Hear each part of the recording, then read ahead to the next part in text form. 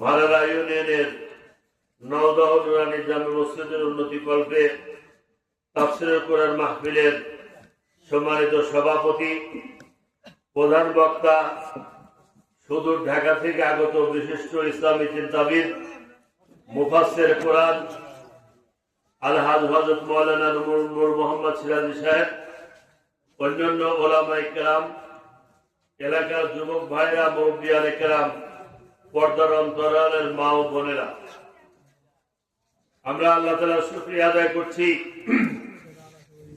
যে আজকের এই নওদহ নুরানী জামে মসজিদের উন্নতি কল্পে যে জলসা, তাতে শরীক হওয়ার তৌফিক দিয়েছেন আল্লাহ তাআলা।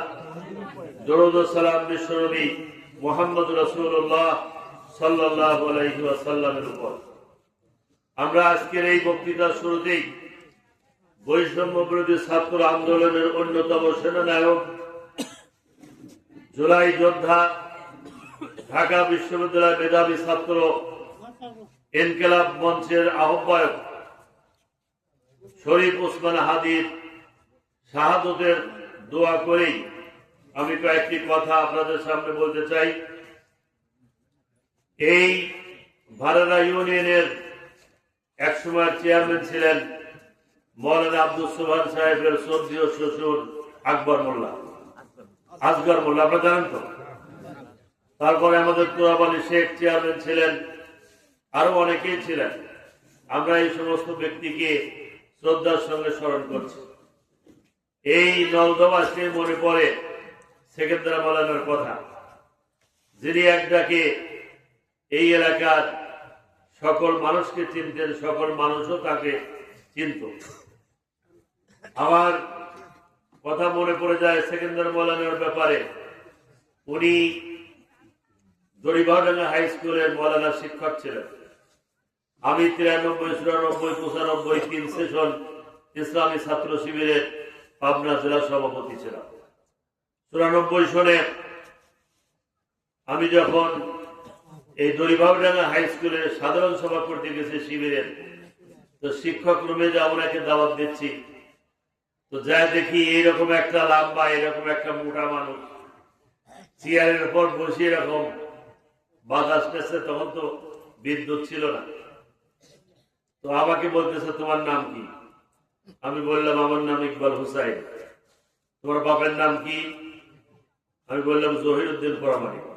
উনি সাথে সাথে বলতেছে, তোমার নানার নাম কলিমউদ্দিন মোল্লা, বাড়ি বাজারের কাছে। আমি বুঝলাম না যে এইটা। তারপর কাছে শরীফুল আলম জিন্না, তখনও তো জিন্না ভাই ম্যাজিস্ট্রেট হয় নাই, পরে ম্যাজিস্ট্রেট হলো শরীফ, সচিব হলো আর কি। শরীফুল আলম জিন্না ভাই বাড়ি কিনতেছেন, উনি সচিব আসিফ বাড়িয়া। যাই হোক, তো আমাদের নূর মোহাম্মদ সিরাজী ভাই তরুণ বক্তা, ভালো বক্তৃতা দেন। দারুল আমান ট্রাস্টে আমরা কয়েকবার এনেছি, সামনে আবার আসবেন ইনশাআল্লাহ। আমি আজকে আপনাদের একটি আহ্বানই জানাবো, একটা দাওয়াত নিয়ে আমি আপনাদের কাছে এসেছি। সেটা হলো রাষ্ট্র সংস্কারের দাওয়াত, ন্যায় এবং ইনসাফ ভিত্তিক সমাজ বিনির্মাণের দাওয়াত। এই যে মসজিদ, এই মসজিদে যখন আপনারা প্রবেশ করেন, আমরা যখন ঢুকি তখন দোয়া করি, আল্লাহুম্মা আফতাহ লি আবওয়াব রাহমাতিক। মসজিদ থেকে যখন বের হই আমরা দোয়া করি, আল্লাহুম্মা ইন্নী আসআলুকা মিন ফাদলিক। আমরা যখন খানা খাই তখন দোয়া করি, বিসমিল্লাহি ওয়া আলা বারাকাতিল্লাহ। আমরা যখন ঘুমাতে যাই তখন দোয়া করি, আল্লাহুম্মা বিসমিকা আমুতু ওয়া আহইয়া। এই দোয়াগুলো পড়ি কিনা? এই দোয়াগুলো সহিহ হাদিসে আছে, ব্যক্তিগত আমলে রাসূল পড়েছেন, আমরা তার উম্মাহ হিসাবে পড়তে হবে। কোরআনুল কারীমে আল্লাহ তাআলা বিভিন্ন নবী রাসূলদেরকে ইসলামী রাষ্ট্র, ইসলামী সরকার, ইসলামী সমাজ ব্যবস্থা, শরিয়া আইন বাস্তবায়নের ব্যাপারে দোয়া শিখিয়েছেন। সাধারণত আমরা আলেম ওলামারা এই দোয়াটা পড়িও না, অনেক সময় ওলামাদের কেরাম আমরা অনেক সময় বলিও না।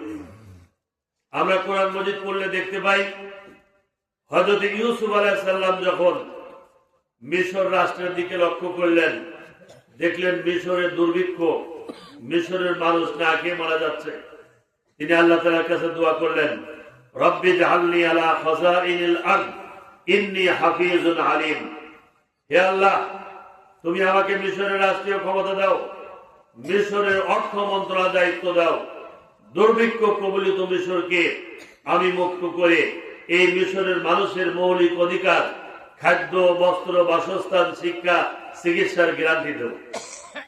ইউসুফ আলাইহিস সালামের দোয়া কবুল করে আল্লাহ তাআলা যখন মিশরের রাষ্ট্রীয় ক্ষমতা দিলেন, অর্থ মন্ত্রণালয়ের দায়িত্ব পেলেন, দেখা গেল মিশরের মানুষের মৌলিক চাহিদা পূরণ হলো এবং মিশর দুর্ভিক্ষ মুক্ত হয়ে গেল।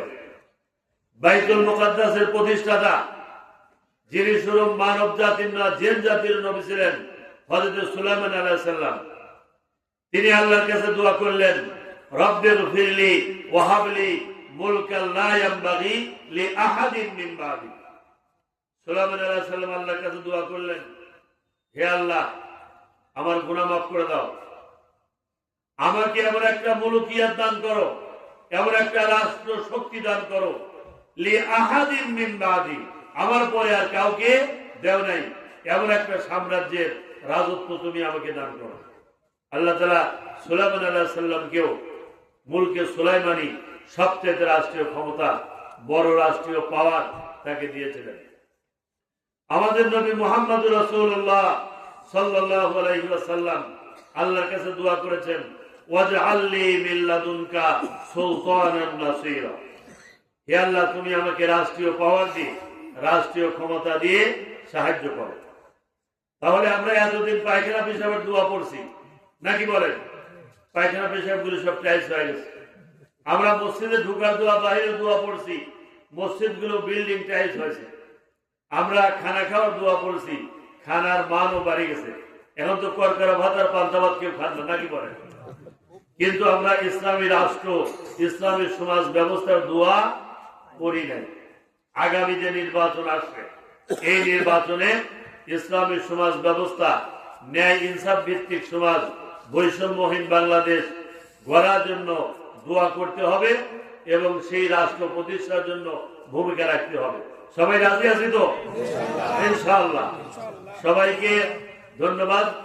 আল্লামা দেওয়ার হোসেন সাইদি আরিফপুরে তাফসির করেছেন ৭২ না ৭৩ সন থেকে।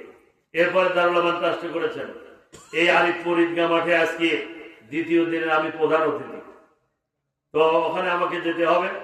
এজন্য আমাদের বাকি কথা আজকের মৌলানা নূর মোহাম্মদ সিরাজি, তরুণ বক্তা, সাবেক ছাত্র নেতাও, তো আমাদের বৃহত্তর পাবনারই সন্তান, উল্লাপাড়ার কৃতি সন্তান, উনি আপনাদের সামনে বাকি বক্তব্য পেশ করবেন।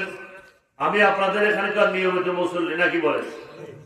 আমি আপনাদের অসুস্থ হলে আসি, জানাজায় আসি, তারপরে জালসায় আসি, খয়রাতে আসি, বিভিন্ন স্কুল, কলেজ, মাদ্রাসা, মসজিদে জুমার খুতবা দিতে আসি, সব সময় আসি। আমি শুধু ইলেকশনের জন্য আসি না। আবার নলদা আমাদের অফিসে এত আকর্ষণীয় মুড়ির ব্যবস্থা করে, একবার যে খাবে সে আর পারবে না। তো অফিসে কয়েকদিন আমি মুড়ি খেয়ে গেছি, আলহামদুলিল্লাহ। আর আপনাদের নলদা পাশে হচ্ছে বক্সিপুর, ওই বড় আলা যদি শোনে যে প্রিন্সিপাল স্যার আসছে, তাহলে তো 2 কেজি পাঠায় দেয়, কয়েকবার পাঠাইছে। প্রথম পড়া খাইতে গেছি, যা দেখি বিজ্ঞান প্রযুক্তি সব টিচাররা। দ্বিতীয়বারে গেছি, যা দেখি মেডিকেলের ডাক্তার। এখানে বক্সিপুর নামে একটা গ্রাম আছে, ওখানে বড়া বানায়। এই বড়াটা পাবনার বিখ্যাত নাকি বলেন? তো আমরা এই নলদাবাসীর জন্য দোয়া করি, আপনারা আগামী দিনে ন্যায় এবং ইনসাফ ভিত্তিক সমাজ নির্মাণে আপনারা সহযোগিতা করবেন। আপনাদের যে দুঃখ বেদনা আছে, যে দুর্নাম আছে, গুনাহ খাতা যা হয়েছে, আগামী নির্বাচনের মাধ্যমে সব কাজা কাফারা আদায় করে দেবেন ইনশাআল্লাহ। সবাইকে ধন্যবাদ। আসসালামু আলাইকুম ওয়া রাহমাতুল্লাহি ওয়া বারাকাতুহু। মসজিদ 2 তলা হয় নাই, এ ব্যাপারে আমরা সহযোগিতা করব। রাস্তা তো মাঝে মধ্যেই এখানকার জামাতের দায়িত্বশীলরা দেখায়। LGD chief engineer Abdur Rashid সাহেব, এই নূর মোহাম্মদ সিরাজের এলাকাতেই বাড়ি, উল্লাপাড়ায়, ওনাকে দিয়ে আমি 250 রাস্তা পাস করিয়েছি। টেন্ডার হচ্ছে, পর্যায়ক্রমে হবে। আপনাদের এই এলাকায় অনেক রাস্তা আছে, পাকিস্তানের 25 বছর, 52 বছর, বাংলাদেশের 54 বছর, এই ৭৯ বছরেও ঈদ পড়ে নাই, এরকম আছে না? আগামী দিনে ঈদ পড়ার স্বপ্ন দেখেন, আশা রাখেন। আর আমরা যদি নির্বাচিত হই, গ্রামীণ অবকাঠামো, স্কুল কলেজ মাদ্রাসা গোরস্থান উন্নয়নের ব্যাপারে ভূমিকা রাখবো ইনশাআল্লাহ। এই আশাবাদ ব্যক্ত করে সবাইকে ধন্যবাদ দিয়ে আমি আপনাদের কাছ থেকে বিদায় নিচ্ছি। আসসালামু আলাইকুম ওয়া রাহমাতুল্লাহি ওয়া বারাকাতুহু।